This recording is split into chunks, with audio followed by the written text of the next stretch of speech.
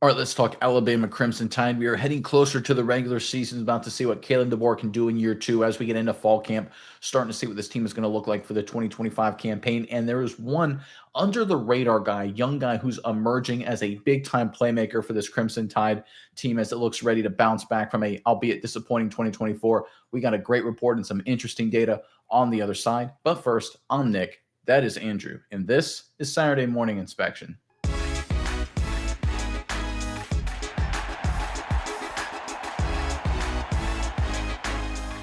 All right, this Alabama Crimson Tide program, like every program in the SEC, every program in the country, is working their way into fall camp to get ready for the upcoming season. This Crimson Tide team looking to bounce back from a disappointing 2024 season, really disheartening bowl loss to wrap up that campaign. But we're looking positive now, looking towards a bright future. And there's one young guy, a redshirt freshman that didn't get a lot of publicity, but he is emerging as a big time weapon for the Tide this fall. Let's pull up the report, and then we'll get into the data on the other side. This is courtesy of AL.com. Outside of Alabama football's obvious top three wide receivers, Ryan Williams, Jeremy Bernard, and Isaiah Horton, one name has consistently come up from Crimson Tide coaches this offseason. When asked what other wideouts have impressed them, Rico Scott has been Kalen DeBoer and his staff's stock answer. His body transformation from now, even from this winter when I got here to now, he's become, I think he was one of the guys at the top speed this summer. Offensive coordinator Ryan Grubb told reporters after the Tide started preseason camp. So one of our fastest guys on the team, super physical player, willing to run through people. That's a good combination. Fast, physical, love to see that. And then the level of detail he has on his route running for a young player and the versatility to play inside, outside, he's going to be a presence this year. Look, Rico Scott is a redshirt freshman, really didn't do a whole lot. Of course, I think caught 5 passes the entire season for a total of 60 yards. So obviously, with a guy like Ryan Williams getting all the headlines and all the issues Alabama had last year, I mean, sounds like a lot of issues. It's not like they were like Florida State that went 2-10 or anything. But for Crimson Tide standards, they were a disappointment. But you look at Scott as a guy who has a lot of potential coming out of high school. He was viewed as a high upside kind of guy. Looks like he's figured it out. He got in the weight room. We talk about it all the time on this channel. When guys show up at a program or in the NFL, when they show up as rookies, we sort of get in the mindset that, like, okay, who they are day one is who they're going to be their entire career with that program. And that obviously isn't the case. Players, especially these young players, they develop, they put on weight, they refine their game, they get better and better. We're in the era of just superstar freshmen day one, like Williams, for example, where we fall into the bad habit where we see a freshman, he doesn't do much his redshirt freshman year, in this case of Rico Scott, and we say, well, maybe he's just not very good. Not the case. Players develop, players get better. Certainly in quality programs like Alabama, that's going to happen. But when you look at the receiver position specifically, you can see there's an interesting fact when it comes to the top 6 teams in college football, the way I've decided it, looking at the numbers, and most people tend to agree in terms of national championship contention. You've got Oregon, you've got Ohio State, you've got Notre Dame, you've got Texas, you've got Georgia, and you've got the Crimson Tide. I'll admit Crimson Tide aren't at the top of the list, but they're in the mix. And one of the things that's very interesting is that when you look at these teams' 2024 PFF grades, and I just pulled them up here, if you can throw up on the screen for me, Mice, if you don't mind, and you look at their running grade, their overall defensive grade, their run defense grade, and their coverage grade, just like 4 high-level categories, you can see, and I didn't put the teams on here, right, for a reason. You can see they're all basically the same. Right. And I'm not going to tell you which one's Alabama. I'm not going to tell you which one's Georgia. I'm not going to tell you which one's Texas or Oregon, Ohio State. They're all kind of the same. Rushing grade, everyone's from 94 to 89. Defense overall grade, everyone's from 94 to 90. Run defense grade, everyone's from 87 to 94, right? Very closely bound. Coverage grade, everyone is from 90 to 93, except for one program was a 79.6. Hint, that was Georgia, just for anyone's curiosity there. So Kirby Smart down here as defensive coordinator, defensive backs guy. But generally across the board, all of these top contenders have pretty much the exact same characteristics. They're very, very range bound. But there's one characteristic, one attribute where there is a delta. Let's go into our next graphic here. Receiving grade. And that guy at the top of the list, the team at the top of the list, 86, almost 10 points above 2, 3, and 4, which are tightly bound. You can see 86, far and away better. Ohio State, the national champion.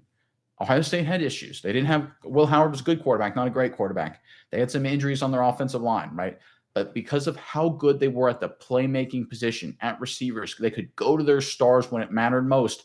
They were able to win. That's what separated them from the pack in 2024. I think we're going to see a similar kind of effect this fall. We're going to see a lot of these guys in terms of stopping the run, in terms of covering, in terms of run blocking, in terms of running. We're going to be very tightly bound. It's going to be that 88 to 92, 91 to 87 kind of range from worst to first in terms of all those categories. It's going to be tough to separate yourself. If you look at last year's data, where you have a chance to separate from the pack is at the wide receiver position. Do you have more top playmakers than the other contenders? And right now, Alabama at the top of the list with Ryan Williams and some of those other guys I mentioned. I personally like Horton. They've got some horses, they've got some guys, but they're going to need a few more, certainly if injuries happen, and even if they don't. And I look at Rico Scott as a developmental guy going into year two, getting bigger, stronger, faster, versatile, can line up inside, outside, impressing the coaching staff. To me, he's a weapon X kind of player that can push the Alabama receiving grade near the top of this list. And if that can happen, they can do exactly what Ohio State did in 2024, separate themselves from the pack and make a run at a national title. All right, Miles, I'm curious what your thoughts are on all of this. But first, Tide fans, in the comment section below, I got a question for you guys. This is going to be a hard one. Who, in your opinion, is the greatest wide receiver in Alabama history? Slot receiver, wide receiver, doesn't matter, right? Greatest wide receiver in Alabama history. There's only like 500 names you could choose from, right? This is going to be really hard, but only pick one. Who is the greatest wide receiver in Crimson Tide history? Put them in the comment section below. But Miles, enough from me. Over to you. What are your thoughts on this latest out of Alabama? Yeah, Nick, I think the argument here as far as what is important, I think getting receiver right in the college football realm can be almost at times more important than getting quarterback right. You can't get quarterback wrong, but if you have an army of wide receivers like Ohio State does, and this is a team that has really built their team on that. We talk about, what Heartline's done at that position, what this team's really done as far as bringing in guys here. And let's just talk about some of the guys the last couple of years. Ohio State, Chris Olave, Garrett Wilson, Jackson Smith and Jigba, Marvin Harrison Jr. Those are four guys that have gone to the NFL, but those are just first round picks for wide receivers for Ohio State. You also got Curtis Samuel, Xavier Johnson, you got Paris Campbell, you got Noah Brown, you got Terry McLaurin. There's a ton of great Ohio State wide receivers in the NFL because they've consistently been making a boatload of guys. Everyone remembers, it seems every year one guy goes off. Oh, Marvin Harrison Jr., he's going to the NFL. How are they possibly going to replace him? Well, there's like three guys behind them that are probably just as good, if not, at least decent enough to be top wide receivers in all of college football. And that's where Alabama, I think the focus is becoming, is there's a great group of receivers here at Alabama, but now we're starting to hear about the depth, the guys down there, the Rico Scotts who, there's some great receivers at Alabama, but a year, 2 years from now, who's going to be the next guy to rise up? Who's going to start building that legacy as far as making a really strong wide receiver room once again at Alabama? And it's guys like Rico Scott that I think are going to be in line for that position. Like they said in the article, three guys already really great receiver room for Alabama, but having another guy waiting in the wings, coming in, getting plays here and there,